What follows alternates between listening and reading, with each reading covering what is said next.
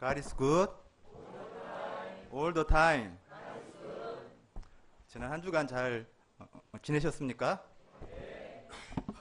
오늘 제가 주차장에 주차를 하는데 평소 때하고 다르게 주차 공간이 굉장히 여유가 있었습니다. 혹시 그 이유를 아십니까? 전봇대 때문에 그렇습니다. 원래 우리 주차장 입구 가운데에 전봇대가 있었습니다. 그런데 그 전봇대가 있어가지고 차를 주차하기도 힘들고 또 차를 뺄 때도 그냥 이렇게 전면으로 빼지 못하고 후진으로 해가지고 나와야 했습니다. 그런데 저도 이렇게 주차를 하는데 그 주차기가 너무 이렇게 불편해서 그 전봇대를 볼 때마다 오늘 말씀을 떠올리며 이 전봇대가 들리어 옮겨졌으면 좋겠다 이런 기도를 했습니다. 그런데 한 달 전쯤인가 제가 보니까 그 전봇대가 진짜로 들리어 옮겨져 있었습니다. 저는 이걸 보고 야, 겨자씨만한 기도만 있어도 전봇대도 옮길 수 있구나 이런 믿음을 갖게 되었습니다. 또 이런 체험을 해서 그런지 오늘 말씀이 더 체험적으로 이렇게 다가왔습니다. 오늘 말씀의 제목은 겨자씨 한 알의 믿음입니다. 5절 6절 읽고 제가 기도하고 시작하겠습니다. 시작.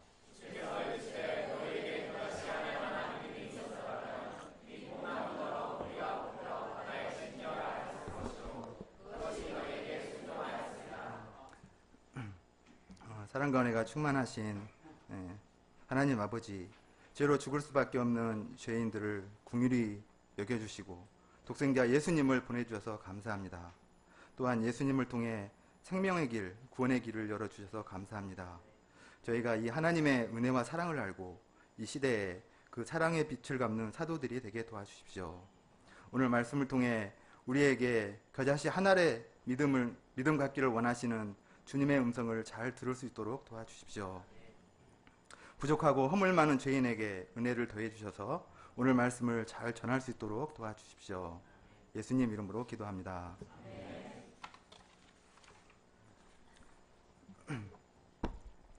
겨자씨는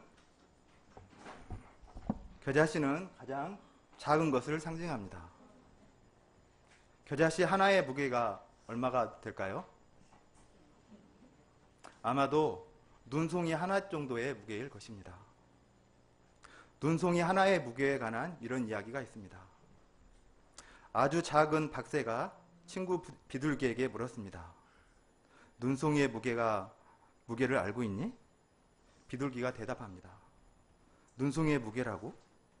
눈송이에 무슨 무게가 있겠어? 허공처럼 전혀 무게가 없겠지. 그렇다면 내 이야기를 들어보라며 박새가 말했습니다. 언젠가 나는 눈 내리는 전나무 가지 위에 앉아 있었어. 할 일도 없고 해서 나는 막 내리기 시작하는 눈송이 숫자를 세기 시작했지. 가지 위에 쌓이는 눈송이 숫자를 말이야. 눈송이는 정확히 374만 1952개가 내렸어.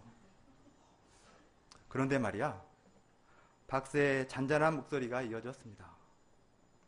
그 다음 눈송이 하나가 374만 1953번째 눈송이 하나가 그 가지에 내려앉자 가지는 그만 뚝 부러지고 말았지. 무게가 전혀 없는 허공과 같은 눈송이 하나가 앉았을 때 박새의 이야기를 듣고 한참 생각에 잠겼던 비둘기가 나지막히 한마디 했습니다.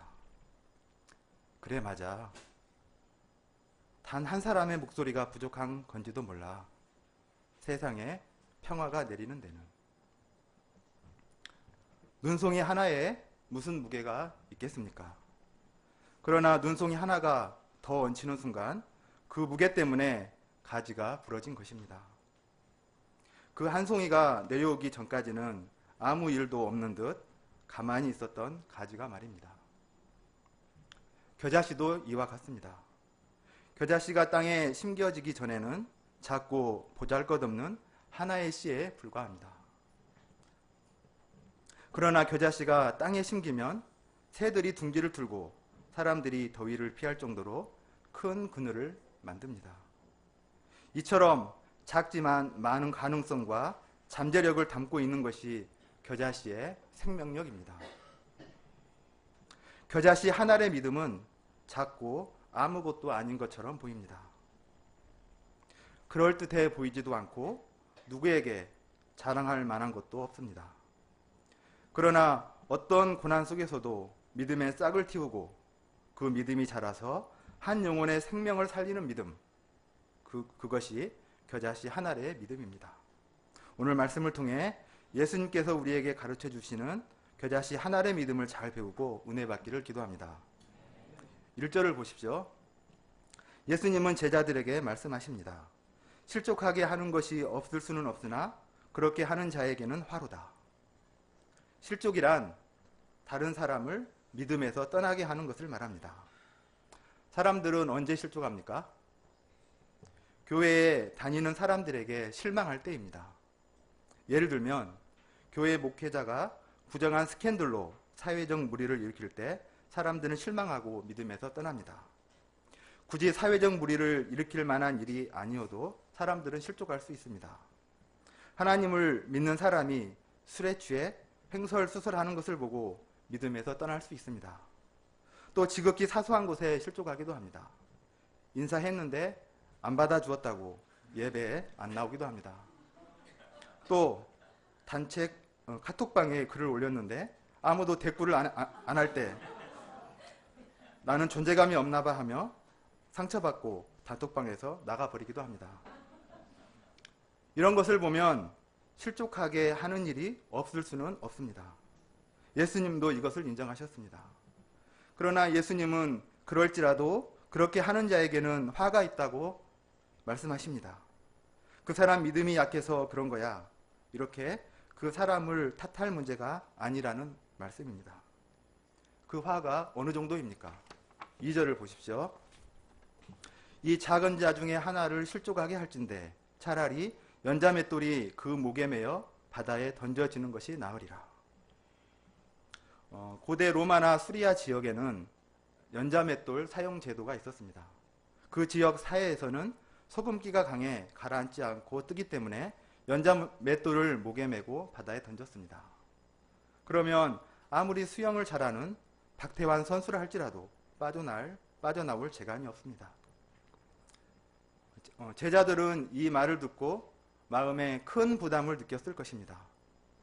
가만히 병고침 구경이나 하고 오병이어 떡이나 얻어먹을 것을 괜히 제자로 살겠다고 나섰다가 고생은 고생대로 하고 연자맷돌에 목매어 바다에 던져 죽게 생겼습니다.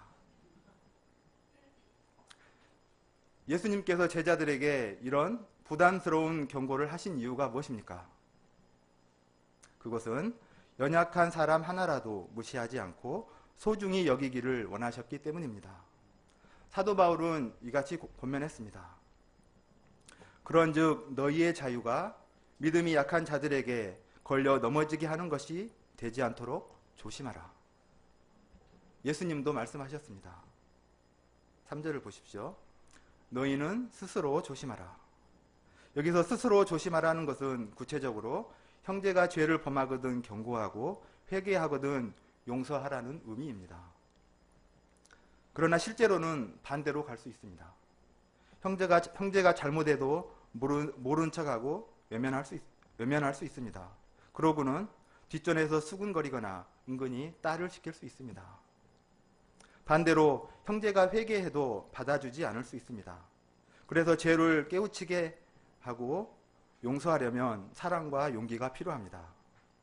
우리는 창세기 요셉을 통해서 용서하는 믿음을 잘 배울 수 있습니다. 자기를 미워하여 노예상에게 팔아넘긴 형들이 곡식사러 왔을 때 요셉은 그들을 어떻게 도왔습니까? 회개하기까지 엄하게 다루었습니다. 일부러 간첩 혐의를 씌워 형들을 감옥에 가두었습니다. 가장 사랑하는 동생 베냐민을 도둑으로 만들어 노예를 삼겠다고 엄포를 놓기도 하였습니다. 여러 사건을 만들어 형들이 죄를 회개하도록 도왔습니다. 그동안 요셉은 마음이 너무 아파서 많은 눈물을 흘렸습니다. 그리고 형들이 회개했을 때 깨끗이 용서해 주었습니다. 당신들이 나를 이곳에 팔았다고 해서 근심하지 마소서. 한탄하지 마소서. 하나님이 생명을 구원하시려고 나를 당신들보다 먼저 보내셨나이다. 하나님 편에서 형들이 자기를 판 사건을 해석하고 형들을 용서해 주었습니다. 그리고 일생 동안 형들과 그 자식들까지 보살펴 주었습니다. 예수님은 하루에 7번 죄를 짓더라도 7번 돌아와 회개하면 용서하라고 하십니다. 그런 각오와 결심이 있어야만 지극히 작은 자 하나를 실족하게 하지 않을 수 있습니다. 그러자 제자들이 예수님에게 하소연합니다. 우리에게 믿음을 더하소서. 우리에게 믿음을 더하소서. 하루에 3번도 아니고 7번을 용서하려면 지금보다 더 큰 믿음이 필요할 것 같았습니다. 그런데 주님은 말씀하십니다. 6절을 같이 읽겠습니다. 시작.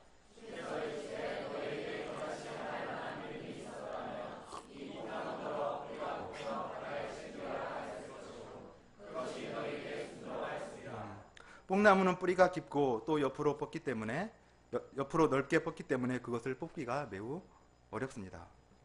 또 뽕나무가 바다에 심기는 것도 있을 수 없는 일입니다. 그러나 예수님은 겨자씨 한 알만한 믿음만 있으면 가능하다고 하십니다. 우리가 형제를 하루에 7번 용서하는 것은 뽕나무가 뽑혀 바다에 심기는 것처럼 불가능해 보입니다. 그러나 예수님은 태산 같은 큰 믿음이 필요한 것이 아니라 겨자씨 한 알만한 믿음만 있으면 형제를 하루에 7번 용서할 수 있다고 말씀하십니다. 그러면 겨자씨 한 알만한 믿음은 어떤 믿음입니까? 요즘 살충제 달걀 때문에 나라가 떠들썩합니다. 그런데 올해 3월에는 프랑스 행위 예술가인 아브라함 푸엥슈발이라는 사람이 달걀을 부화하는 퍼포먼스를 해서 화제가 되었습니다. 전문가들은 인간의 체온은 36.5도이고 닭은 40도이기 때문에 푸엥슈발이 달걀을 품어서 부화할 가능성은 전혀 없다고 말했습니다. 그러나 그는 부화 최적 온도를 유지하려고 두꺼운 이불로 몸을 감쌌습니다. 그리고 체온을 올리려고 생강이 들어간 음식을 주로 먹었다고 합니다. 하루에 30분, 딱 30분 밖에 나가 바람 센 것을 빼고 계속해서 달걀을 품었습니다. 어떻게 되었을까요? 깜짝 놀랄 만한 일이 벌어졌습니다. 달걀을 품은 지 3주 만에 껍질을 깨고 신체 건강한 병아리가 나왔습니다. 발명왕 에디슨도 못한 불가능을 가능으로 바꿔놓은 순간이었습니다. 이 사실은 프랑스 전역을 들썩였고 이 소식은 전 세계로 퍼져나갔습니다.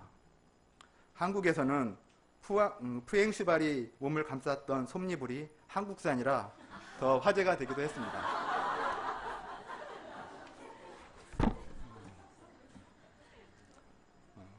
믿음은 불가능에 대한 도전이다 라는 말이 있습니다.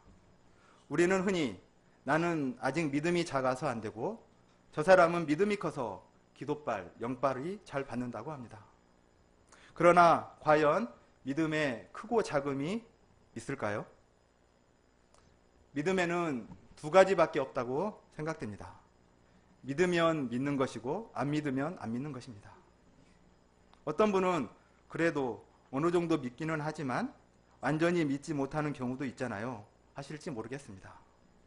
그러나 완전히 믿지 않는다면 그것은 믿음이 아니라 추측일 뿐입니다. 그렇다면 단 0.1%의 오차도 없이 온전히, 완전하게, 절대적으로 믿는 것이 우리에게 가능할까요?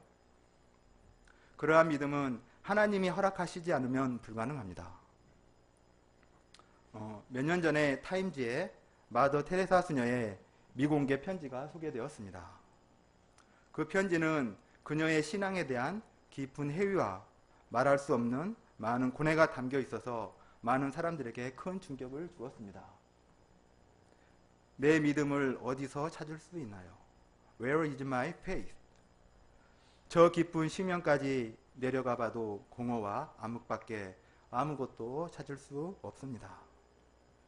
오 신이시여, 이 알지 못할 고통은 정말 견디기 힘듭니다. 나는 믿음을 잃어버렸습니다. I have no faith. 하지만 내 마음을 휘감고 있는 이 의심을 단 한마디도 입 밖에 낼 수 없군요. 이 고통을 나 혼자만 아는 아픔으로 삭혀야 합니다. 세기의 성료로 추앙받던 이도 하나님에 대한 완전한 믿음에서 산 것이 아니라 이처럼 고뇌하고 번민하고 의심하고 회의하며 살았던 것입니다. 사실 이 편지가 많은 이들에게 충격을 주었던 이유는 흔히 말하는 성직자들이나 수도자들, 그리고 아주 독실한 기독교 신자들에겐 한치의 의심도 없는 굳은 믿음, 강한 믿음, 아주 큰 믿음이 있을 것이라고 생각했기 때문입니다. 그러나 실제로는 그렇지 않습니다. 그 어느 누구를 막론하고 신앙인이라면 그녀와 같은 고민을 해보지 않은 사람은 없을 것입니다. 우리도 또한 그렇습니다. 하루에도 수없이 의심하고 번민하고 괴로워하며 살아가고 있습니다. 왜 안 그렇겠습니까? 세상을 둘러보십시오. 죄 없이 죽어가는 아이들, 북핵과 전쟁의 위협, 폭력과 방탕, 아집과 불의와 독설이 판을 치는데도 하나님의 손길을 찾을 수 없습니다. 마치 이러한 심정을 대변이라도 하듯이 하박 선지자는 외칩니다. 여호와여, 내가 부르짖어도 주께서 듣지 아니하시니 어느 때까지이까? 내가 강포로 말미암아 외쳐도 주께서 구원하시지 아니하시나이다. 어찌하여 내게 죄악을 보게 하시며 폐역을 눈으로 보게 하시나이까? 겁탈과 강포가 내 앞에 있고 변론과 분쟁이 일어났나이다. 이렇듯 우리는 완전한 믿음을 가지지 못하고 오히려 완전한 의심 속에서 살아가고 있는지도 모릅니다. 그렇다면 우리가 믿음을 갖는 것이 불가능한 일일까요? 아닙니다. 가능합니다. 우리가 가져야 하는 믿음은 0.1%의 오차도 없는 완전 무결한 큰 믿음이 아니라 바로 겨자씨 한 알만한 믿음입니다. 세상에서 작고 보잘것없는 것이 어디 겨자씨뿐이겠습니까? 작은 모래알도 있고 떠날리는 먼지도 있습니다. 그러나 모래알이나 먼지에는 생명력이 없습니다. 한국산 솜니부를 뒤집어 쓰고 아무리 생강을 먹어도 살아나질 않습니다. 그러나 겨자씨는 작지만 그 안에 엄청난 생명력이 있습니다. 겨자씨를 땅에 심으면 딱딱한 땅을 뚫고 싹이 나옵니다. 또 자라서 풍성한 열매를 맺습니다. 이렇듯 겨자씨 한 알의 믿음은 생명력이 있고 풍성히 열매 맺는 믿음입니다. 또 그것은 눈송이 하나의 무게가 가지를 부러뜨리듯 한 사람의 인생을 변화시키는 엄청난 힘이 있는 믿음입니다. 예수님께서 지나가신다는 말을 듣자 혈류증 앓는 여인의 가슴이 뛰었습니다. 주님을 만나면 자신의 병이 나을 것이라는 믿음으로 요동쳤습니다. 그래서 겨자씨 한 알만한 믿음을 가지고 주님께 나아갔습니다. 주님의 옷자락을 꽉 붙잡았습니다. 그 순간 예수님으로부터 능력이 나타나 그녀의 혈류의 근원이 말라버렸습니다. 혈류증 여인이 갖고 있었던 믿음은 완전 무결한 믿음이 아니라 겨자씨 한 알의 믿음입니다. 그 믿음이 힘이 있어 그녀를 살리고 새 삶을 살도록 했습니다. 겨자씨 한 알만한 믿음. 이것이 있을 때 우리의 삶은 달라질 수 있습니다. 마태복음 17장 20절을 다 함께 읽어보겠습니다. 시작.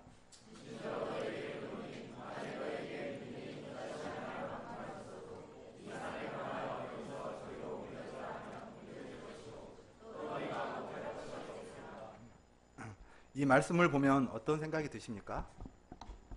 전봇대도 아니고 뽕나무도 아닌데 어떻게 땅덩어리를 옮길 수 있단 말인가? 마음에 의심이 먼저 듭니다. 그렇지 않습니까? 저는 회사 일로 몇 개월 미국에서 산 적이 있었습니다. 저는 미국에 살면서 제일 부러운 것이 넓은 땅덩어리였습니다. 땅이 얼마나 넓은지 가도 가도 끝이 없었습니다. 고속도로를 달리다 보면 주위에 산이라고는 찾아볼 수 없는 평평하고 기름진 평화가 끝없이 펼쳐집니다. 이런 미국 땅을 생각하면 저는 지금 이런 기도를 하고 싶습니다. 주님, 미국 땅더러 들리어 옮겨져 한국 땅이 되게 하소서. 저의 직장은 강남에 있는데 저는 매일 한강을 건너 출퇴근합니다. 출퇴근길에 한강을 바라보면 주변 경관이 참으로 아름답습니다. 한강변 양쪽에는 수영장, 축구장, 농구장, 보트장, 자전거 도로 등 레저 시설이 잘 갖추어져 있습니다. 강변북로와 올림픽대로 너머에는 아름다운 고층 아파트들이 한강을 바라보며 마주 서 있습니다. 석양 노을과 한강 다리 네온 사인이 금빛 한강 물결과 어우러져 정말 그림과 같은 광경을 연출합니다. 이런 한강을 생각하면 우리는 어떤 기도를 하고 싶습니까? 주님, 한강도로 들리어 옮겨져 제기 세느강이 되게 하소서. 우리가 넓은 미국 땅이나 아름다운 한강변에서 살면 정말 행복할 것 같습니다. 정말 그렇게 살았으면 좋겠습니다. 그러나 산을 옮겨달라고 기도를 해도 미국 땅이 한국으로 옮겨지고 한강이 제기동으로 옮겨질 수는 없습니다. 그렇지만 우리에게 믿음이 겨자씨 한 알만큼만 있어도 우리의 마음의 산을 얼마든지 옮길 수는 있습니다. 비록 좁은 한국 땅에 살고 있고 그렇게 아름답지 않은 제기 세느강변에 살고 있지만 우리에게 겨자씨 한 알만한 믿음이 있을 때 우리는 이곳 한국 땅 제기동에서 미국 땅 한강변에 사는 사람들보다 훨씬 더 행복한 삶을 살 수 있습니다. 우리가 그렇게 살고 있지 않습니까? 우리 주변에는 아름다운 고대 캠퍼스가 있습니다. 우리는 이곳에서 평생 감당할 축복된 사명이 있습니다. 그리고 멀리 이사가지 않고 평생을 함께할 믿음의 동역자들이 있습니다. 행복은 누릴 줄 아는 사람만이 누립니다. 세상을 보면 소유는 많은데 그것이 자기 행복에 도움이 되지 못하는 사람이 얼마나 많은지 모릅니다. 지금보다 소유가 더 많아야 행복하다고 생각하는 사람은 항상 부족하고 불행하기 마련입니다. 우리는 이 불행의 산을 겨자씨 한 알의 믿음으로 옮겨야 합니다. 우리가 겨자씨 믿음으로 괴로운 모든 마음의 산을 옮겨서 진정으로 행복한 삶을 살 수 있기를 기도합니다. 예수님은 계속해서 겨자씨 믿음을 가진 제자들이 어떤 자세를 가져야 하는지 가르쳐 줍니다. 7절을 보십시오. 어떤 사람에게 한 종이 있었습니다. 그 종은 새벽부터 밭에 나가 밭을 갈고 양을 쳤습니다. 그는 요령을 피워가며 쉬엄쉬엄 적당히 일하지 않았습니다. 하루 종일 충성스럽게 맡은 일을 감당했습니다. 그리고 저녁이 되자 피곤한 몸을 이끌고 집으로 돌아왔습니다. 그는 몹시 지치고 꼬르륵 배도 고팠습니다. 한편 주인은 편안한 소파에 앉아 여름 수양회 때 받은 은혜를 묵상하며 박효진 장로님의 하나님은 아무도 포기하지 않는다 책을 읽고 있었습니다. 주인은 열심히 일하고 돌아온 종에게 오늘 수고 많았지? 저녁은 내가 차릴 테니 좀 쉬게나. 저녁 먹고 박효진 장로님 간증 이야기 해줄게. 이렇게 말하겠습니까? 예수님은 그렇게 할 자가 누가 있냐고 하십니다. 도리어 주인은 종에게 배가 고프다며 먹을 것을 빨리 준비하라고 합니다. 이것은 그 당시 주인과 종의 당연한 일상이었습니다. 종은 하루 종일 허리가 아프도록 열심히 일했으나 집에 와서 쉬고자 하지 않았습니다. 또 죽도록 충성했다고 해서 주인으로부터 칭찬받고자 하지 않았습니다. 또 주인이 고마워하지 않는다고 피해의식에 빠지지 않았습니다. 왜냐하면 그는 종이기 때문입니다. 예수님은 이 비유를 말씀하신 후 결론적으로 말씀하셨습니다. 10절을 함께 읽어보겠습니다. 시작.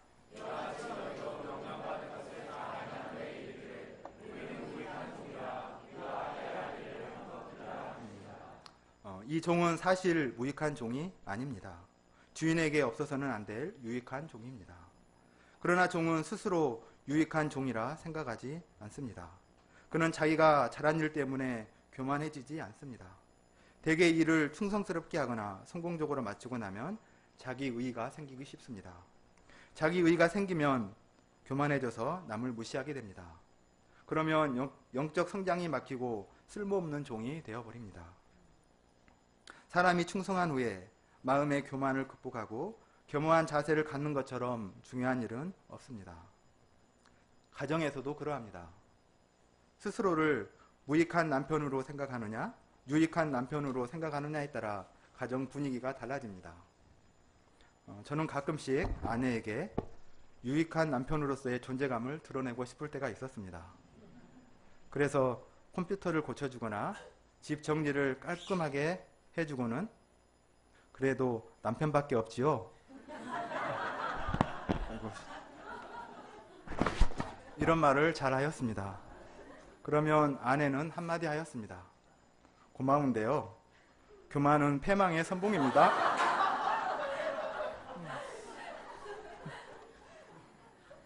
오늘 말씀을 준비하면서 보니 아내의 말은 저에게 무익한 남편으로 살아달라는 충고였습니다.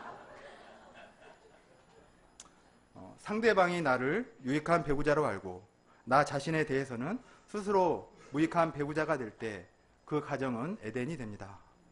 그러나 그 반대가 되면 그 가정은 헬 가정이 되기 쉽습니다. 목자 생활도 마찬가지입니다. 스스로를 유익한 목자라고 생각하면 나보다 유익하다고 생각되지 않는 사람들을 판단하고 정죄하기 쉽습니다. 내가 복음 역사를 위해 얼마나 희생했는데 나만큼 양을 위해 특별히 수고한 사람이 어디 있어? 그것이 팩트일 수 있고 그렇게 생각하면 기분은 좋을지는 모릅니다. 하지만 그렇게 스스로를 생각하면 수고하고 헌신할수록 기쁨과 감사를 누리지 못합니다. 주의 일을 하면서도 기쁨을 누리지 못하고 행복하지 않다면 그 이유는 대부분 여기에 있습니다. 우리가 하나님의 일꾼으로 살고 있다면 이미 충분한 사례를 받은 것입니다. 영원히 멸망당해야 할 나 같은 죄인이 생명을 살리는 복음 역사에 쓰임받는 것, 그 자체가 엄청난 복을 받은 것입니다. 우리가 누군가를 용서하는 것도 그러합니다. 특별 수당을 받아야 할 특별 행동이 아닙니다. 예수님의 용서를 값없이 받은 사람들이라면 마땅히 해야 할 무익한 종의 자세입니다. 무익한 종의 자세는 근본적으로 감사하는 믿음에서 나옵니다. 11에서 14절을 보십시오. 예수님이 사마리아와 갈릴리 사이를 지나가시다가 한 마을에 들렀습니다. 그때 나병 환자 10명이 예수님을 보고 멀리 서서 외쳤습니다. 예수 선생이여 우리를 불쌍히 여기소서.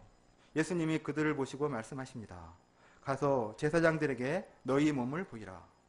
예수님 말씀대로 순종하여 갔는데 가는 도중에 깨끗함을 받았습니다. 15, 16절을 다 함께 읽어보겠습니다. 시작.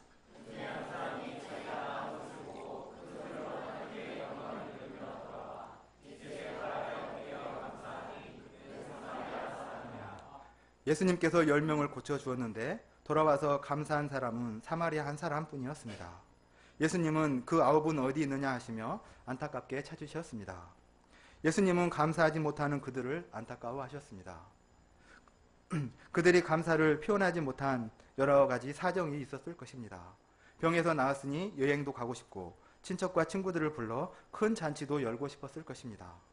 그런데 예수님께 감사하고 나서 그렇게 해도 문제될 것은 없었습니다. 그러나 그들은 자기 생활이 더 급했습니다. 그러면 사마리아 사람은 왜 돌아온 것일까요? 18절을 보십시오. 이 이방인 외에는 하나님께 영광을 돌리러 돌아온 자가 없느냐 하시고 예수님은 감사를 하나님께 영광을 돌리는 믿음이라고 표현하셨습니다. 상황이나 결과가 감사를 만들지 않습니다. 유대인이나 이방인이냐도 문제되지 않습니다. 겨자씨만큼이라도 하나님을 생각하고 하나님의 은혜를 소중히 여긴다면 감사할 수 있습니다.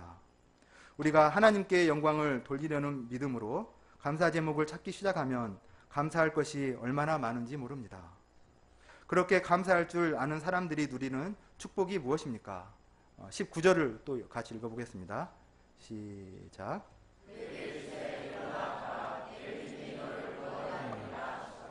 내 믿음이 너를 구원하였느니라. 결국 겨자씨 하나의 믿음으로 감사할 줄 아는 자는 영혼의 구원을 받게 됩니다. 감사의 믿음이 사람의 영혼을 살아있게 합니다. 겨자씨 하나만한 믿음으로 용서하고 감사함으로 하나님께 영광 돌리는 삶 살 수 있기를 간절히 기도합니다. 저는 오늘 말씀을 준비하며 예수님께서 제 안에 겨자씨 하나의 믿음을 심겨주신 것을 깨닫고 감사하였습니다. 저는 목자 생활을 하면서도 양들이나 동역자들을 마음으로 사랑하지 못하고 함부로 판단할 때가 많았습니다. 양들에게 무시당하는 것 같아 그들에게 다가서지 못하고 동역자들의 작은 허물이나 행동 하나에도 마음 상하던 자였습니다. 그리고 그 상처는 뽕나무 뿌리가 되어 내 안에 깊이 박혀 나를 어둡게 하고 기쁨이 없는 신앙생활을 하게 만들었습니다.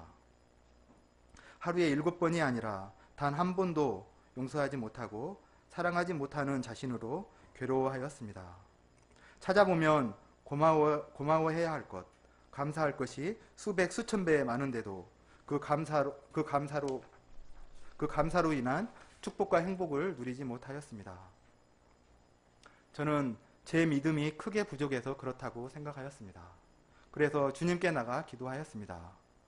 주여, 저에게 믿음을 더하여 주소서. 더 큰 믿음을 달라고 하소연하였습니다. 그러자 예수님은 겨자씨 하나만한 믿음만 있으면 감사하며 행복한 삶을 살 수 있다고 하셨습니다. 그리고 예수님은 십자가에서 피 흘리며 저희 마음 가운데 그 겨자씨 하나의 믿음을 심어 놓았다고 하셨습니다. 그러므로 예수님께서 저를 사랑한 것 같이 저도 그 겨자씨 하나의 믿음으로 양들을 섬기고 동역자들을 사랑하라고 하셨습니다.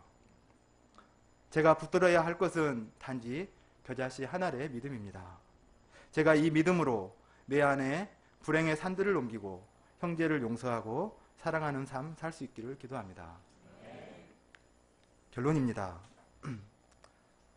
박새의 눈송이 이야기를 들은 비둘기가 마지막으로 했던 한마디가 가슴에 여운으로 남습니다. 그래 맞아. 단 한 사람의 목소리가 부족한 건지도 몰라. 세상에 평화가 내리는 데는. 우리는 과거 목자님들이 전해준 한마디 말씀, 한 번의 신방, 한 통의 전화나 문자, 한 편의 편지의 무게로 절대 꺾일 것 같지 않은 자아의 가지가 꺾이고 여기까지 올 수 있었습니다. 이제 우리가 과거에 받았던 목자님들의 사랑과 수고를 겨자씨 하나의 믿음을 가지고 양들에게 갚아야 할 때입니다. 특별히 9월 2일에는 보강 수양회가 예정되어 있습니다. 우리가 지난 여름 수양회 때 받은 은혜를 보강 수양회를 통해 양들과 나눌 수 있기를 기도합니다. 나 한 사람의 초청의 목소리가 양들을 살리고 세상에 평화를 내리는 도구로 귀하게 쓰임받을 수 있기를 간절히 기도합니다. 제가 기도하고 마치겠습니다. 사랑과 은혜가 충만하신 하나님 아버지, 겨자씨 하나의 믿음을 가르쳐 주셔서 감사합니다. 저희는 부족하지만 겨자씨 하나의 믿음으로 저희 마음 가운데 있는 불행의 산을 옮기고 또 그 믿음으로 형제를 용서하고 사랑하는 저희들 되게 도와주십시오. 또한 주님의 십자가 구원의 은혜를 잊지 않고 하나님께 감사하는 삶 살 수 있도록 도와주십시오. 예수님 이름으로 기도합니다.